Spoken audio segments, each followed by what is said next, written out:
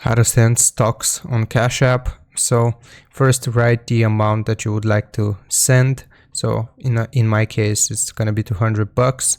So then all you gotta do is click on pay, fill in this information right here, the name, the cash tag, phone, email, whichever you will use to identify the person.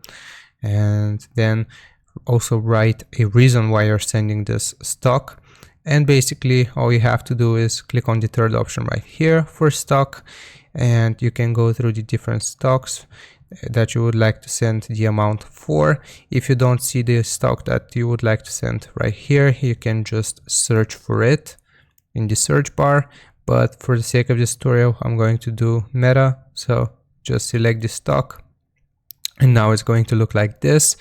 You are sending the $200 amount for the Meta stock, and after you have filled in this information, all you have to do is press on next and you will send it to your person. So hope this helps. Don't forget to like and sub, and I'll see you next time.